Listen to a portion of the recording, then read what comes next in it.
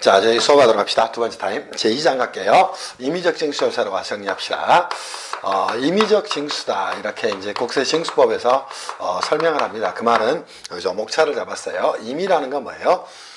과세관청이 또는 납세지관은 세무서장이 또는 지방국세청장이 또는 국세청장이 강제적으로 뭐예요? 체납자에게 징수라는 방법이 아닙니다. 이 말은 무슨 말일까요? 납세자가 스스로 납부할 수 있도록 그죠? 독려하는 절차를 임의적 징수다 이렇게 이야기를 하게 돼요. 그럼 여기서 시험에 나올 만한 내용들은 도대체 뭐가 될까? 기본적으로 임의적 징수가 뭔지에 대한 전체적인 얼개를 먼저 잡으셔야 되겠죠. 그때 아까 프로세스를 다시 한번 생각하셔야 돼요. 자, 국세 징수 절차는 어떻게 나눠서 자, 신고는 했다. 그런데 납부는 하지 않았다는 겁니다. 그러면 두 번의 기회를 준다 그랬어요. 한 번은 뭐다? 고지에 의해서 징수를 하는 경우를 말합니다. 걔를 고지 징수다 이렇게 이야기를 하게 돼요. 또 하나는 뭐가 있을까? 독촉이나 그죠? 납부 최고에 의해서 뭐 할 수도 있다는가? 납부 최고에 의해서도 징수를 할 수가 있다는 겁니다. 걔를 뭐라고 얘기했나? 그죠? 이 두 가지 절차를 임의적 징수다 이렇게 이야기를 하게 되는 겁니다. 그러면 그죠? 봅시다. 고지에 의한 징수와 독촉 또는 납부 최고에 의한 징수 절차가 임의적 징수 절차가 되는 거예요. 그럼 전체적으로 의의는 정리가 됐고요. 고지에 의해서 국세를 징수하는 방법에는 도대체 뭐가 있을까? 그래서 이 부분을 정리하셔야 됩니다. 하나는 뭐가 있을까? 그죠? 납세 고지서의 발송에 의해서 납세 고지서의 발송에서 징수하는 방법이 존재를 하게 됩니다. 걔를 고지에 의한 징수다 이렇게 이야기를 하게 되는 것이고요. 또 하나는 뭐가 있을까? 납부 통지서에 의해서 징수하는 경우가 존재를 하게 됩니다. 이 내용은 어디하고도 연결이 될까요? 국세기본법의 국세법정기라고도 연결되는 개념이에요. 그럼 납세 고지서에는 뭘 적을까? 해당 세목이라든가 세액의 산출 근거라든가 납부 기한이라든가 납부 장소라든가 이런 것들이 적혀있는 법정 증명서를 뭐라고 얘기한다? 납세 고의서다 이렇게 이야기를 하게 됩니다. 그럼 납세 고의서는 누구한테? 납세자에게 발급을 하게 되는 거예요. 발부를 하게 되는 겁니다. 그에 반해 납부 통지서는 누구한테? 제2차 납세 의무자하고 또 양도담보권자한테 뭐라 하게 되는가? 납부 통지서에 의해서 징수를 하게 되는 겁니다. 걔를 크게는 고지에 의한 징수다 이렇게 이야기를 하게 되는 것이야. 그럼 납부 통지서를 발송하는 건 뭐다? 양도담보권자와 2차 납세무자에게 하는 것이다. 이렇게 정리를 좀 해놓으시기를 바랍니다. 그리고 나서 여러분이 또 하나 정리할 건 뭐다? 자, 국세 납부 기한은 납세 의무자인 조세 채무자가요. 그 납부 기한까지는 국세를 납부하지 않고 누릴 수 있는 뭐예요? 기한의 이익을 말하는 겁니다. 그럼에도 불구하고 이 납부 기한이 도래하기 전에 뭐 할 수 있다.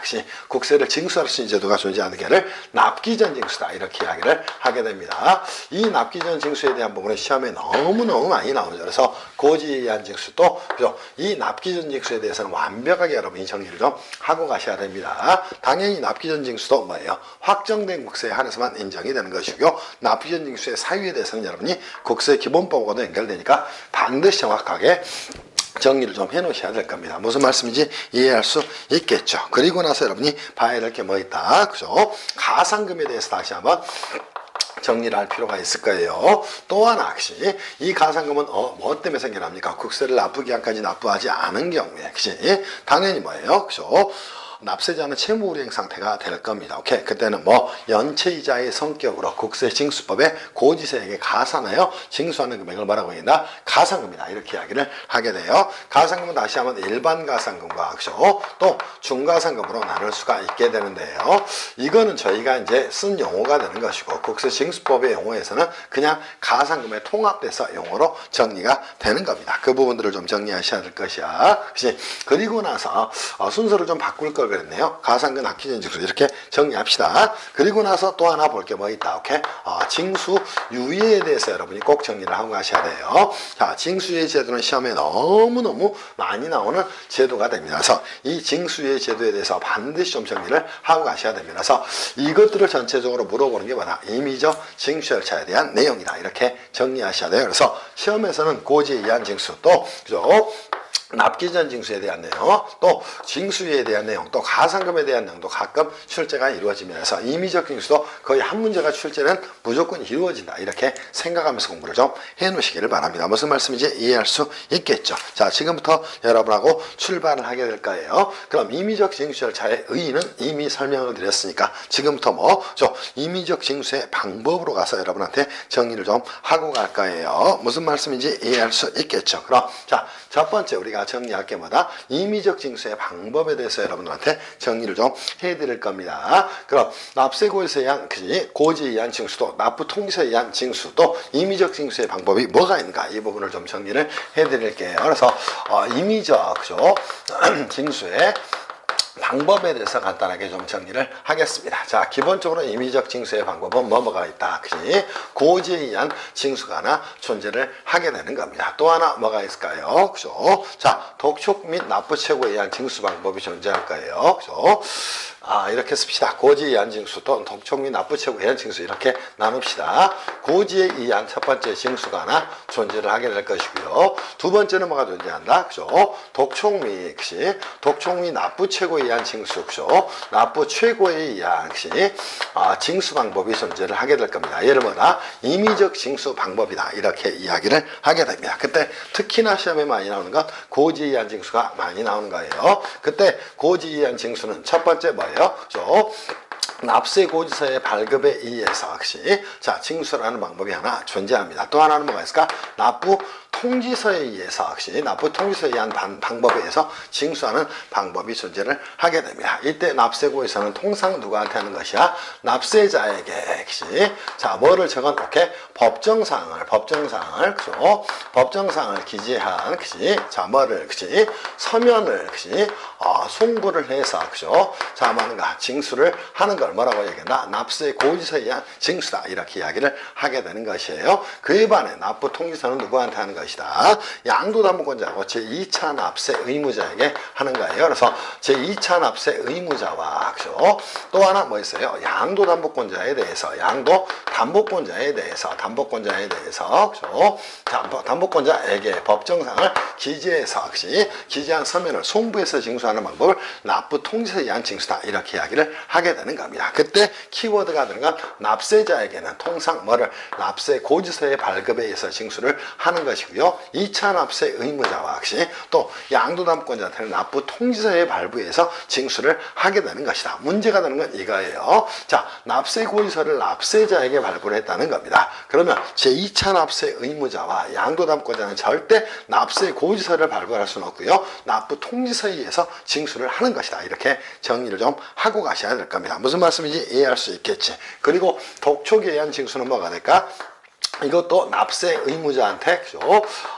2차적으로 뭐 하는가? 이 고지에 의한 징수, 고지에 의한 그죠? 납세고지서는 납부통지서에 의한 납부기한까지 납부를 하지 않은 경우에 그죠? 납세 의무자에게 다시 한번 그죠? 당신 아직 납부기한까지도 납부를 하지 않았으니까 한 번 더 기회를 줄 테니까 그죠? 독촉장에 의한 납부기한까지 납부를 하세요. 오케이? 이렇게 기재해서 뭐 하는가? 징수를 하는 방법을 뭐라고 얘기하나? 독촉에 의한 징수다. 이렇게 이야기를 하게 되는 겁니다. 그에 반해 납부채권은 누구한테 하는 것이다? 제2차 납세 의무자에게 하는 것이다. 이렇게 정리를 해 놓으시면 될 것 같아요. 그죠? 충분히 이해가 됐을 것으로 생각을 하게 됩니다. 그리고 그죠? 고지에 의한 징수나 독촉 및 납부채권에 의한 징수는 마다 국세기본법상 소멸시효의 중단 사유가 된다. 이렇게 정리를 좀 해 놓으시면 되겠죠. 그리고 당연히 압류나 공매나 또 청산의 전제 조건이 되는 것이다. 이 정도 정리를 좀 하면 될 것 같아요. 그럼 독촉장은 언제 발부를 할 것인가? 또는 납부채고서는 언제 발급을 할 것인가? 납세고지서나 납부통지서에 의한 납부기한이 경과한 날부터 10일 내에 발급을 하게 되는 겁니다. 그리고 그때 납부기한은 발급일부터 20일 이내로 한다. 이 정도 정리를 좀 해놓으시면 될 것 같아요. 그리고 고지에 의한 징수 또는 독촉 또는 납부채고에 의한 징수는 뭐다? 국세징수법상 효과에 대한 내용이에요.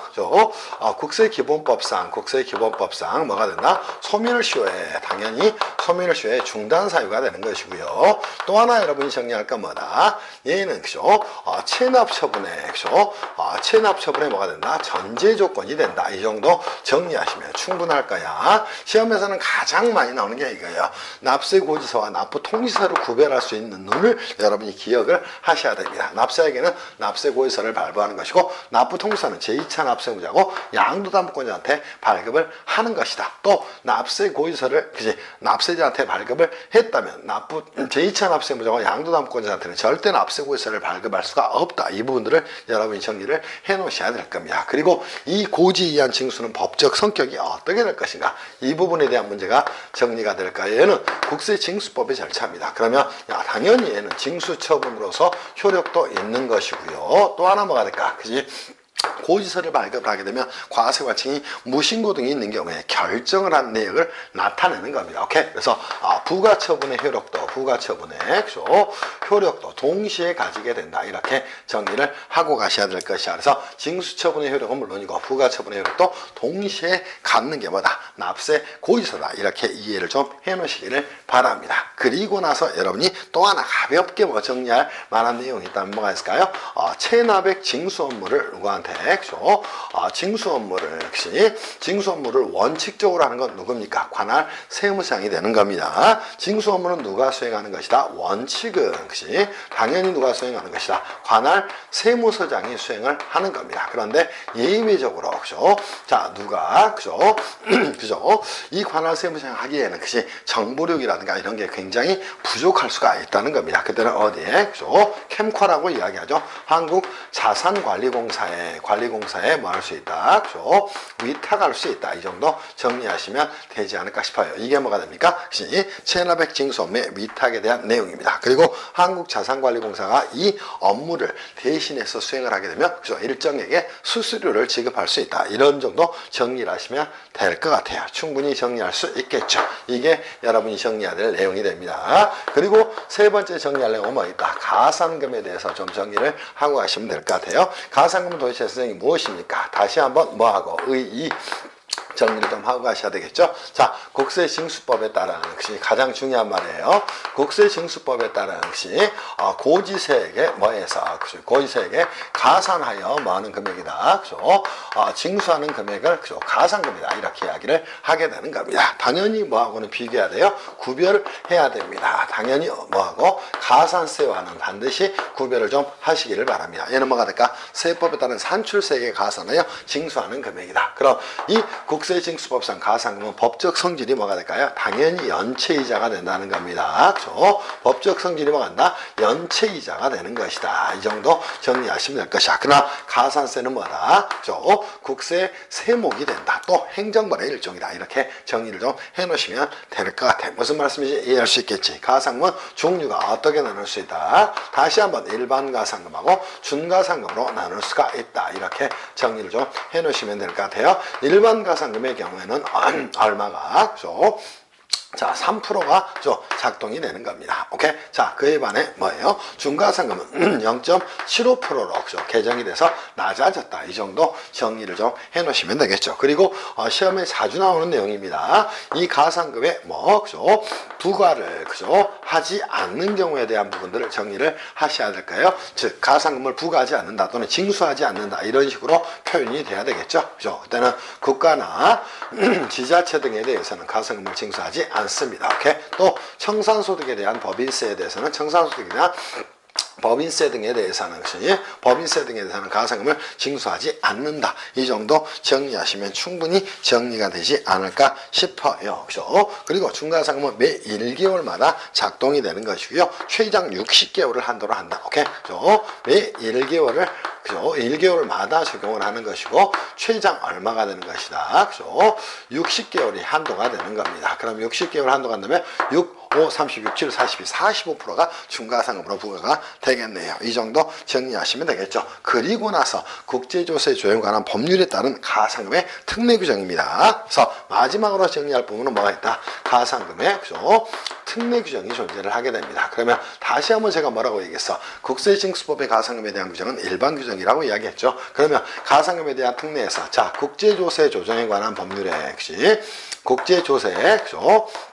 조정에 관한, 그죠? 법률상, 법률에 의한 뭐가 있어요? 그죠? 법률에 의한, 그죠? 가상금 규정은 그죠? 가상금 규정이 존재한다는 겁니다. 얘는 뭐예요? 국세징수법에 관한 특별 규정이 된다는 겁니다. 그러니까 국세징수법에 비해서 뭐한다? 우선 적용이 된다. 이 정도 정리하시면 충분히 정리가 될 거예요. 그래서 이런 것들을 전부 물어서 가끔씩 한 3, 4년에 한 번씩 이상 가상금에 대한 내용이 실제가 이루어지고 있어요. 이렇게 정리를 좀 해놓기를 바랍니다. 그래서 여러분이 정리할 부분은 뭐다? 임의적 징수 방법으로 고지에 의한 징수 또는 독촉 또는 납부처구에 의한 징수도 가상금에 대한 부분 잘 좀 정리를 해 놓으시면 되지 않을까 싶어요. 이제는 여러분한테 또 하나 정리할 내용 168페이지 가면 되겠죠. 그죠? 납기전 징수에 대해서 정리를 좀 하고 갈게요. 그죠? 이 납기전 징수 부분은 그죠? 여러분 시험에 굉장히 많이 출제됩니다. 당연히 공무원 시험도 9급이나 7급의 경우에는 당연히 그죠? 국세징수법이 시험범위에 들어가요. 거기서는 20문제 중에 2문제가 출제가 이루어집니다. 그래서 여러분이 세무사 시험을 합격을 하고 공무원 시험을 공부를 할 때도 이 국세징수법은 굉장히 중요한 부분 중에 하나예요. 그래서 그 부분들을 머리에 넣어 놓으시고 염두에 두시고 공부를 꼭 하시기를 바랍니다. 실제로 공무원 시험의 법인세법은 그죠? 많이 나오면 5문제, 4문제밖에 안 나와요. 그죠? 그만큼 공무원 세법 개론에서 바라보는 눈이 훨씬 더 맞을 수 있어요. 그에 비해서 국세기본법은요, 7급 공무원 시험의 경우는 20문제 중에 6문제 또는 7문제까지 나옵니다. 그만큼 국세기본법 내용이 중요한 거예요. 그죠? 그래서 여러분들이 그런 생각을 하면서 공부를 좀 했으면 좋겠다, 이런 생각이 좀 듭니다. 이제는 어디를 할까요? 그죠? 세 번째로 가서 우리가 정리를 좀 하도록 할게요. 납기전 징수에 대해서 정리를 좀 하겠습니다. 납기전 징수는 뭐가 될까? 자, 간단하게 정리할게요. 자, 의 정리합시다. 자, 누구는 관할 세무서장은 뭐 일정한 사유가 있는 경우에 자, 뭐가 있다는가? 관할 세무서장은 또는 과세관청은 세무서장 등은 소장은 뭐 할 수 있다? 일정한 뭐가 있는 경우, 사유가 있는 경우에 자, 납세무가 확정된 국세에 대해서는 납세 의무가 그죠? 확정된 국세에 대해서는 그죠? 국세에 대해 뭐 할 수도 있다. 국세 납부 기한 전에 그 국세에 뭐 전에 그죠? 납부 기한 전에 그죠? 기한 전에 그죠? 자, 뭐를 징수할 수 있는 제도를 징수할 수 있는 걸 뭐라고 하겠나? 납기전 징수다. 이렇게 이야기를 하게 되는 겁니다. 그러면 자, 가장 먼저 납기전 징수가 작동을 하기 위해서는 이미 납세무는 확정됐어야 돼요. 그러니까 성립 확정의 개념을 여러분이 먼저 구별하고 가셔야 됩니다. 그럼 납세무가 확정된 국세에 대해서 뭐 납기전 징수가 인정이 된다. 이렇게 이해를 하고 가셔야 돼요. 그리고 납기 전이라는 말이 이 말이에요. 국세 납부 기한 전에도 불구하고 확정된 국세에 대해서 뭐가 있는 경우, 이렇게 법정 사유가 있는 경우에 자, 국세를 징수할 수 있는 건 뭐라고 합니다? 납기전 징수다. 이렇게 이해를 하시기를 바랍니다. 이 납기전 징수는 어디서도 배웠나? 국세기본법에서도 배웠다는가? 어느 경우? 가장 먼저 배웠던 게 뭐 있어? 송달불능으로 인한 납부기한 연장이죠. 그죠? 자, 이미 납부기한이 경과했다는 겁니다. 그럼 서류가 송달이 늦게 됐더라도 뭐 그 도달한 날이 뭐가 된다? 오케이, 납부기한이 되는가? 아직 납부기한이 도래하지 않았다면 그 도래하는 날이 납부기한이 된다. 그 부분에서도 이미 배웠던 것이야. 그래서 이 납기전 징수에 대한 내용은 국세기본법에도 굉장히 많은 영향을 미치는 거예요. 그죠? 그래서 국세기본법에 영향을 미치는 사항들까지도 여러분이 정리를 하고 가셔야 됩니다. 대표적으로 뭐 있나요? 송달불능으로 인한 뭐가 있나? 그죠? 납부기한 연장에 대한 부분하고도 연결이 좀 돼 있는 거고요. 그죠? 또 하나 여러분이 정리해야 될 게 그죠? 뭐가 있을까? 과세전, 그죠? 적부심사에, 그죠? 적부심사에 뭐가 된다? 그죠? 청구의 배제 사유가 된다. 이런 부분들을 여러분이 정리를 좀 하고 가셔야. 오케이? 연장에 특례가 적용되지 않는다. 특례 적용이 되지 않는다. 그치? 이런 것들을 여러분이 먼저 안고 가셔야 돼요. 그래서 납기전 징수는 굉장히 중요한 내용 중에 하나예요. 특히나 여러분이 세무사 2차 시험을 공부할 때는 이걸 가지고 그죠? 국세 기본법의 규정하고 징수법의 규정을 같이 묶어서 물어보는 경우도 굉장히 많다는 것이야. 그럼 납기전 징수 멋지게 정리합시다. 자, 뭐 하는 경우에 일정한 사유가 있는 경우에 납세무가 확정된 국세에 대해서 국세 나쁘게 한 전에도 불구하고 관할 세무상의 국세를 징수할 수 있는 제도로 말하고 있다. 납기전 징수다. 이렇게 이야기를 하게 되는 거예요. 그럼 두 번째 여러분이 정리할 건 이 납기전 징수의 사유에는 뭐가 있을까? 혹시 반드시 기억을 하고 가셔야 됩니다. 자, 몇 가지가 있나요? 7가지인가요? 그죠? 여러분이 이 부분을 먼저 정리를 좀 하고 가셔야 됩니다. 혹시 사유는 몇 가지가 있나? 8가지가 존재한다는 거예요. 자, 그런데 이 납기전 징수의 사유하고 반드시 또 하나 구별할 게 있습니다. 뭐 있어요? 교부 청구의 사유하고 반드시 좀 구별을 좀 하고 가셔야 됩니다. 무슨 말씀인지 이해할 수 있겠죠. 자, 첫 번째 역시 자, 납기전 징수의 사유에 해당되는 거 봅시다. 자, 국세나 지방세의 체납 처분을 받았다는 겁니다. 오케이? 그치? 그건 납기전 징수의 사유가 된다. 그게 1, 2번이 되는 거예요. 그리고 나서 뭐가 있어요? 그치?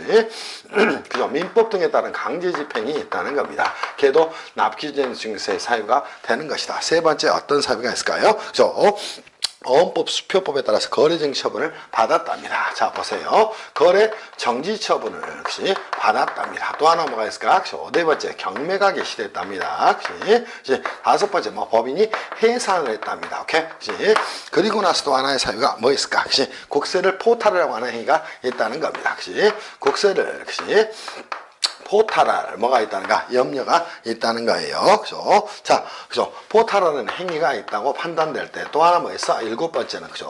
납세 관리인을 뭐 하지 않았다는가? 그죠? 관리인을 지정하지 않은 경우라는 겁니다. 오케이? 이게 뭐가 된다? 납기전 징수의 사유가 된다는 것이야. 근데 문제가 되는 건 뭐야? 여기서 쫙 끊어버려야 돼. 그치? 자, 이 왼쪽에 있는 5가지, 6가지의 사유는 전부 다 뭐가 됩니까? 납기전 징수의 사유가 되면 물론이고 뭐까지 돼요? 그죠? 교부 청구의 사유도 된다는 겁니다. 그러나 국세를 포탈하고 하는 게 있다든가 납세 관리를 정하지 않았다든가 얘는 절대 뭐가 되지 않는다? 교부 청구의 사유는 되지 않는다. 그래서 반드시 이렇게 정리를 좀 하고 가셔야 됩니다. 오케이?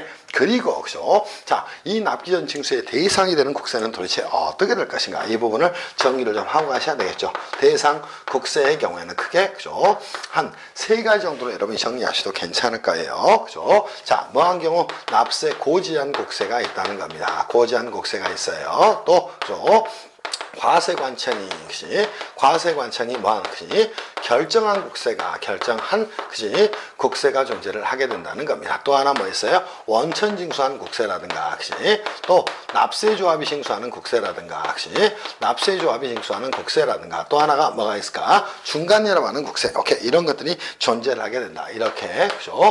중간연합하는 뭐가 됩니까? 그치? 국세 등이 존재를 하게 된다. 그치? 자, 얘네가 봐야 납기전 징수의 사유가 되는 국세가 된다. 그래서 가끔씩 이것도 나옵니다. 즉, 납세 고지한 국세, 과세관청이 결정한 국세는 물론이고, 원천 징수한 국세, 또 납세조합이 징수하는 국세, 중간이라고 국세 등도 전부 다 포함이 된다. 이렇게 정리를 좀 해놓기를 바랍니다. 그리고 이 납기전 징수가 있게 되면 어떠한 효과가 생겨난다. 오케이? 충분히 정리할 수 있겠죠. 징수의 취소 사유가 되는 거고요. 독촉 절차 없이 뭐 할 수 있다? 체납 처분할 수가 있다는 겁니다. 그런 사유 등을 여러분이 정리를 좀 하고 가셔야 될 것이야. 무슨 말씀인지 이해할 수 있겠죠. 그래서 납기전 징수의 효과까지 여러분하고 정리를 좀 하고 갈게요. 자, 납기전 징수가 있게 되면 징수가 있게 되면 징수의 효과는 어떤 것들이 있을까? 자, 첫 번째 국세 징수법의 규정으로는 징수법의 규정으로는 뭐가 있다? 징수유예 취소 사유가 됩니다. 오케이. 또 하나 뭐 있다? 독촉 절차 없이 체납 처분할 수 있다는가? 그래서 징수유예에 뭐가 된다? 그죠? 징수의 취소 사유가 된다. 이렇게 정리를 좀 하시고요. 또 하나 뭐 할 수 없이 독촉 절차 없이 뭐 할 수 있다. 그래서 체납 처분이 가능하다는 겁니다. 체납 처분이 뭐 한다? 가능하다. 이렇게 정리하시면 되겠죠. 또 하나 국세 기본법의 내용으로는 이 2가지를 가져오시면 될 거예요. 그죠? 이 2가지 등이 있다. 이렇게 그죠? 정리를 좀 해놓기를 바랍니다. 그래서 여러분 시험에서는 거의 이 2개가 시험에 출제가 됩니다. 오케이? 그래서 반드시 이 2개를 정리를 좀 하셔야 돼요. 특히나 국세를 포탈하는 행위가 있다고 판단되는 경우, 또 납세 관리를 정하지 않은 경우, 얘네들은 교부 청구의 사유는 되지 않는다는 것도 머릿속에 꼭 넣어놓고 하기를 바랍니다. 이해됐나요? 반드시 이렇게 정리를 좀 하시기를 바랍니다. 그치? 정리를 꼭 하셔야 돼요. 그래서 국세기본법과 국세징수법 이렇게 친구가 된다는 것이에요. 그리고 마지막으로 우리가 정리할 게 있다. 뭐가 있다? 징수유예에 대해서 그죠? 유예 제도에 대해서 정리를 좀 하시기를 바랍니다. 자, 한 번만 생각해 보세요. 관할 세무상은 자 봅시다. 신고한 국세가 있다는 것이야. 오케이? 그지? 근데 납부하지 않았어. 또, 그지? 고지서에 의한 납부기한에 의해서 고지한 국세가 있다는 것이야. 또는 독촉장이야. 그지? 그래서 독촉한 국세가 있다는 것이야. 그때, 그지? 그 국세에 대해서 징수를 그죠? 징수를 잘 진행하지 않고 이 징수를 미루어 주는 걸 뭐라고 이야기한다. 오케이? 그지? 징수회라고 이야기를 하게 됩니다. 그럼 징수회는 어떻게 정의될까요? 관할 세무서장이 뭐가 있는 경우에 일정한 사유가 있는 경우에 그치? 자, 국세에 그죠? 징수를 유예하고 그죠? 국세의 징수를 해주는 거 그죠? 유예해서 늦추어 주는 걸 뭐라고 이야기한다.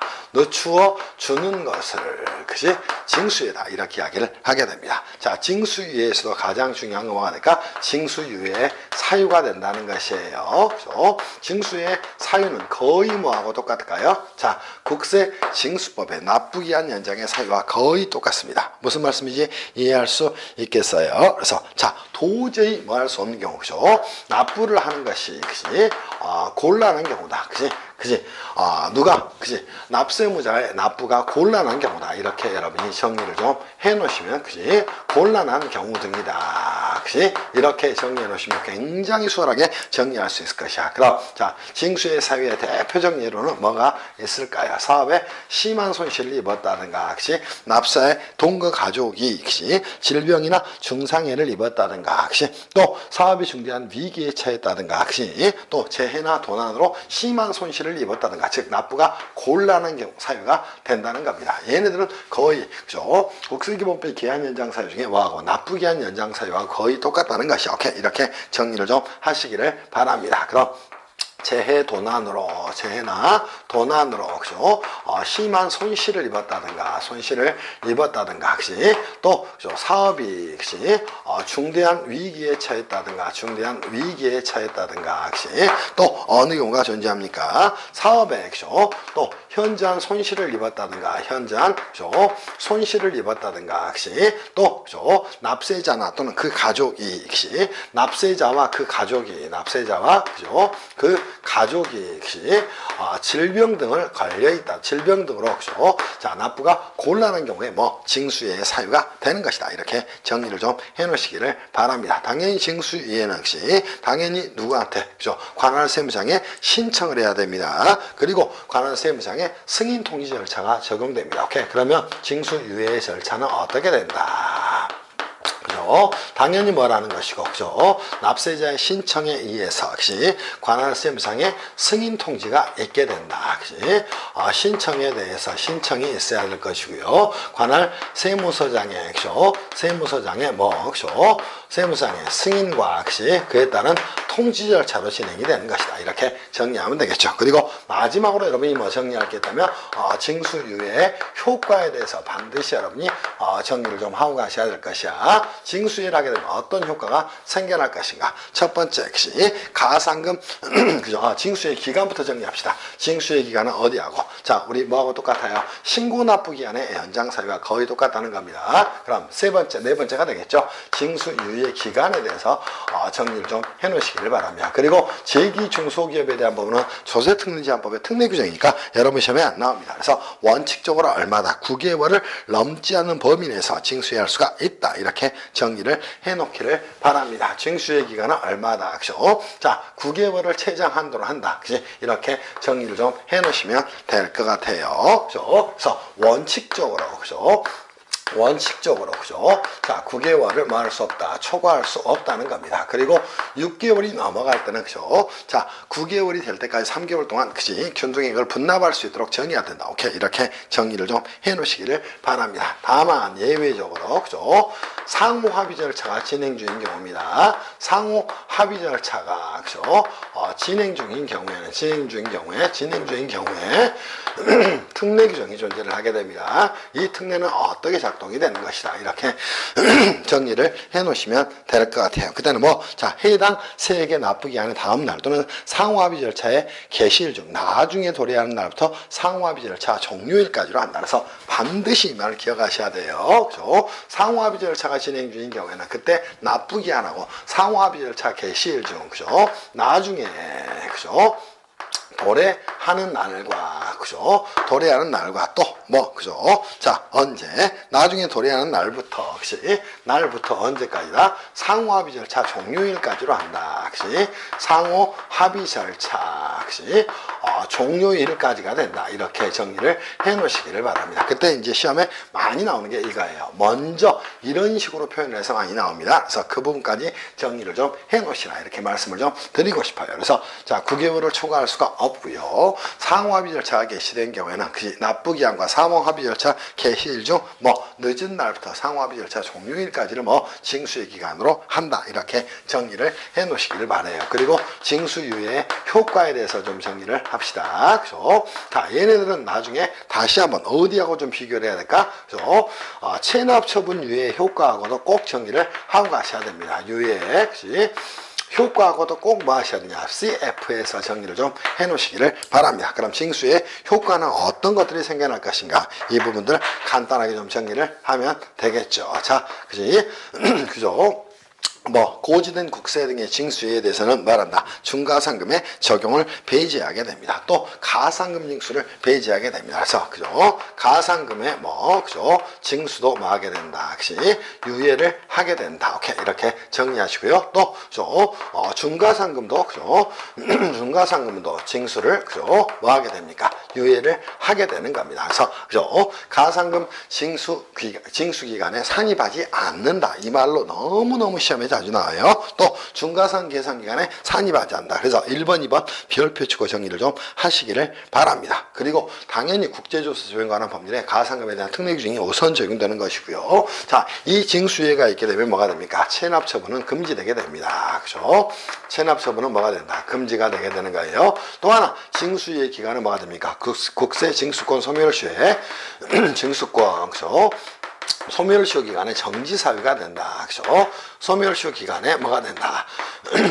중단사유가 아니에요. 정지사유가 된다. 이렇게 좀 정리를 해놓기를 바랍니다. 또 송달불능으로 인한 징수에 이미 정리했던 거하고 똑같죠. 자, 뭐 서류에 송달불능이 있는 경우에는 뭐 할 수 있다. 서류를 받지를 못했을 거예요. 그때는 징수회를 할 수가 있겠죠. 근데 자, 불능으로 인해서 징수회를 한 경우에도 당연히 국세를 확보할 수 있다고 판단을 했답니다. 오케이. 그때는 징수회 결정을 뭐 할 수 있다. 그치? 철회할 수가 있다는 거예요. 그리고 나서 부가결정을 철회한 후에 뭐 체납자의 재산을 발견했답니다. 그때는 지체 없이 부가징수의 절차를 밟게 된다. 이렇게 정리를 좀 해놓으시기를 바랍니다. 그리고 마지막으로 정리할 게 되면 뭐다? 징수의 취소 사유에 대해서 정리를 좀 해놓으시면 될 거예요. 그래서 6번째 정리할 부분은 뭐다? 그죠? 징수유예, 그죠? 취소에 대해 정리를 좀 하시면 될 것 같아. 자, 이 징수에는 누구를 위해서 해주는 거예요? 납세자를 위해서 해주는 겁니다. 어떤 경우에 이러한 법정 사유가 있는 경우에 도저히 납부가 곤란한 경우 등에 이제 관할 세무상이 9개월을 넘지 않는 범위 내에서 국세의 징수 절차를 미루두는 걸 징수유예다. 이렇게 이야기를 하게 되는 겁니다. 자, 징수유예가 있다면 징수유예 기간은 9개월을 초과할 수가 없고요. 그죠? 그 납부 기한과 상호 합의 절차 개시일 중 늦은 날부터 상호 합의 절차 종료일까지를 징수에 하는 것이고요. 국세징수권 소멸시효에 뭐 중단사유가 아니라 정지사유가 된다. 이런 부분을 정리하면 되겠죠. 그리고 자, 보세요. 징수유예를 취소를 하게 됩니다. 언제? 지정된 기한까지 납부를 하지 않았다든가 담보 제공에 대해서 요구를 하지 않았다든가 재산상이나 그 밖에 사정의 변화로 유예할 필요가 없다고 인정될 때. 오케이? 또 그죠? 자, 국세를 전액 뭐 할 수 있다고 징수할 수 있다고 인정될 때 그때는 뭐 할 수 있다? 징수유예를 취소할 수가 있다는 겁니다. 그때 여러분이 뭐를 그죠? 취소 사유에 대해서 정리를 하셔야 될 거야. 그런데 더 중요한 내용은 뭐가 있다. 두 번째가 되는 겁니다. 자, 징수유예를 취소를 했음에도 불구하고 과연 재징수유예를 유예가 가능할 것인가. 오케이? 재징수유예가 가능한 사유가 딱 하나가 있다는 겁니다. 그치? 자, 뭐가 있다? 재산 상황 등이 재산 상황 등이 변한 경우가 그죠? 뭐가 한다? 징수유예가 그죠? 다시 한번 이루어질 수 있는 재징수유예가 가능한 사유다. 이 부분까지 여러분이 꼭 정리를 하고 가셔야 될 것이야. 그래서 여러분 교재 172페이지 징수유예 취소에서는 이 부분이 한번 출제가 됐어요. 그런 이유는 2017년도에 재징수유예에 대한 내용이 개정이 됐어요. 그 중에 뭐 자, 재산상이나 그 밖에 사정의 변화로 유예할 필요가 없다고 인정이 됐는데 그 경우에는 뭐 할 수 있다? 다시 징수유예를 할 수가 있다는 겁니다. 그 부분들 마지막 줄에 나온 것까지 꼭 정리를 해놓고 하기를 바랍니다. 무슨 말씀인지 이해할 수 있겠죠. 이게 여러분이 보셔야 될 내용이라는 겁니다. 문제도 지금까지 10년 동안 출제된 문제 중에 12문제나 존재합니다. 그러니까 매년 한 문제 이상 출제가 된다. 이렇게 생각을 좀 하고 가셔야 될 것이야. 전체적으로 이렇게 정리를 좀 해놓으시기를 바랍니다. 마지막으로 이제는 문제 풀면서요. 추가적으로 보완될 부분이 있다면 정리를 좀 해드리겠습니다.